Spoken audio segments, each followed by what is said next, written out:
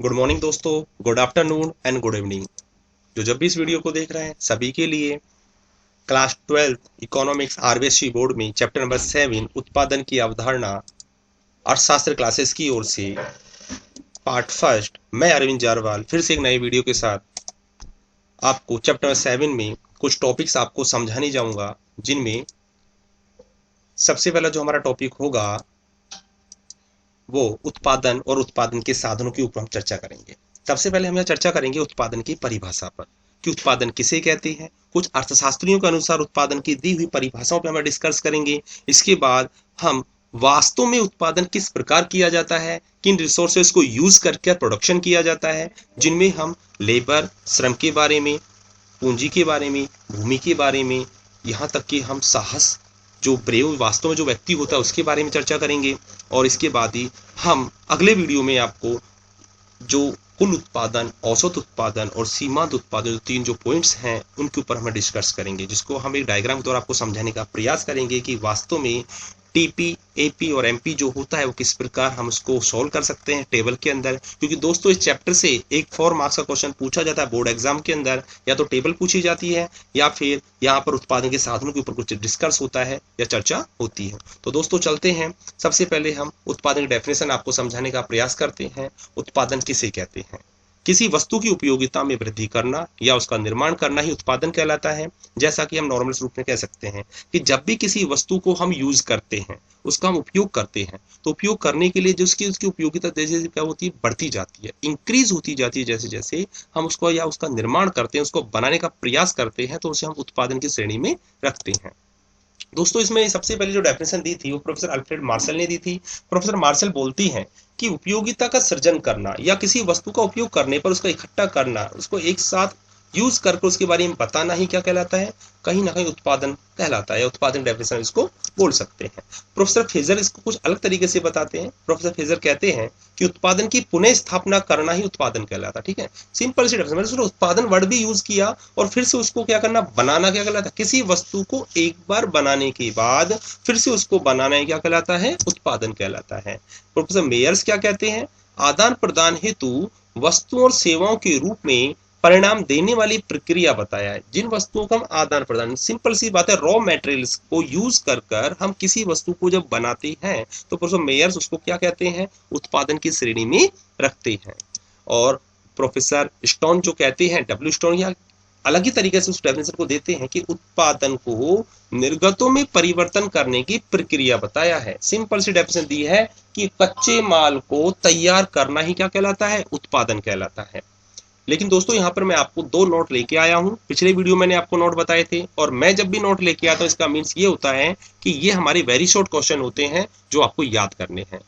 उत्पादन के साधनों को अन्य किस नाम से जाना जाता है, क्वेश्चन ये बनता है दोस्तों, तो हम इसका आंसर दे सकते हैं कि उसको आधा या पर्दा या आधा या परतों के नाम से हम इसको जानते हैं। दूसरा क्वेश्चन दोस्तों ये बनता है कि वस्तु और सेवाओं के उत्पादन को क्या कहते हैं, उसको हम निर्गत कहते हैं या पर्दा के नाम से जानते हैं। तो दोस्तों सेकंड जो हमारा टॉपिक है वो टॉपिक हमारा है कि उत्पादन के साधन कौन कौन से हैं। उत्पादन के साधनों को 5 भागों में बांटा गया है दोस्तों, और पांचों भागों में सबसे पहला जो पार्ट है वो है श्रम, लेबर, जिसको मानते हैं कि एक रीढ़ की हड्डी बोला जाता है, कि बिना लेबर वर्क के हम किसी भी वस्तु को बनाने की कल्पना भी नहीं कर सकते। क्योंकि टेक्निक को हम यूज कर सकते हैं कि टेक्निक को यूज करने वाला भी तो कौन होगा, लेबर वर्क से ही तो होगा। ठीक है, चाहे वो मेंटली वर्क कर रहा हो चाहे फिजिकली वर्क कर रहा हो। तो दोस्तों यहाँ पर लेबर जो है, या कहते हैं कि श्रम जो है, वो सबसे मेन पार्ट कहते हैं कि पार्ट माना जाता है। दूसरा पॉइंट है हमारा पूंजी है, कैपिटल जिसको हम बोलते हैं। इसके लिए किसी भी वस्तु को बनाने में, उसको खरीदने में, या किसी भी जगह से एक जगह से दूसरी जगह लाने ले जाने के लिए हमें बहुत ज्यादा पैसों की आवश्यकता होती है। तो इसलिए पूंजी का सबसे बड़ा पार्ट उत्पादन में शामिल किया जाता है।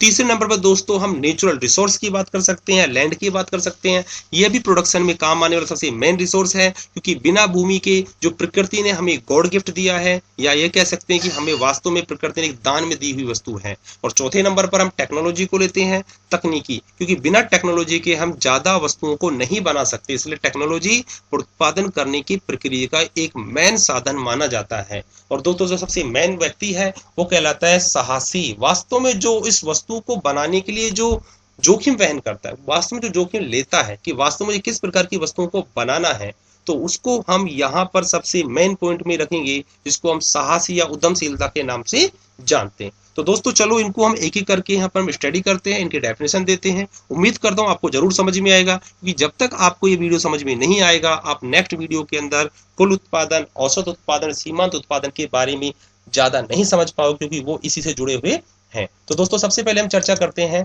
श्रम के बारे में। लेबर, जिसको रीढ़ की हड्डी बोला जाता है किसी भी वस्तु का बनाने के लिए, तो मनुष्य द्वारा किसी भी प्रकार का शारीरिक व मानसिक रूप से किया गया कार्य क्या कहलाता है? श्रम कहलाता है।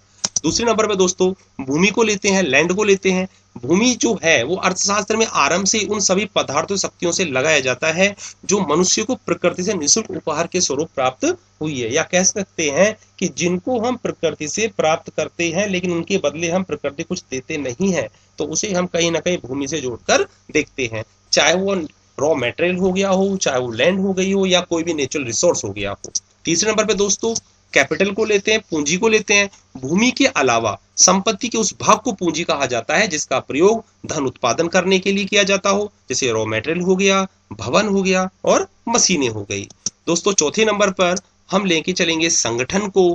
बिना संगठन के किसी भी हम उद्योग धंधे की कल्पना भी नहीं कर सकते, या किसी भी वस्तु को बिल्कुल नहीं बना सकते, क्योंकि बिना प्रबंधन के कुछ भी कार्य संभव नहीं है। इसलिए दोस्तों संगठन सबसे मेन पार्ट माना जाता है किसी भी वस्तु के उत्पादन करने के लिए।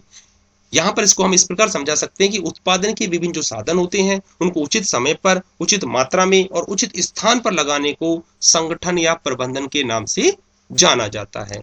और दोस्तों सबसे लास्ट पॉइंट साहस या ब्रेव या जोखिम लेने वाला व्यक्ति, इसको पॉइंट को हम इसलिए सबसे मेन बताने क्योंकि इसके बिना हम किसी वस्तु को नहीं बना सकते। एग्जाम्पल के लिए अगर टाटा बिरला, अंबानी अगर ये अपनी कंपनी को नहीं लगाए तो लेबर वर्क कहाँ से आएगा, कहाँ से पैसा आएगा? क्योंकि जोखिम लेने वाले व्यक्ति तो यही होते हैं जो इंडस्ट्रीज को चलाते हैं या किसी भी देश की अर्थव्यवस्था को क्या करते हैं, आगे बढ़ाते हैं। तो दोस्तों साहसी जो होगा वो उत्पादन कार्य में निहित जितने भी जोखिम होते हैं उनको वहन करने का जो कार्य करता है वो ही साहसी कहलाता है।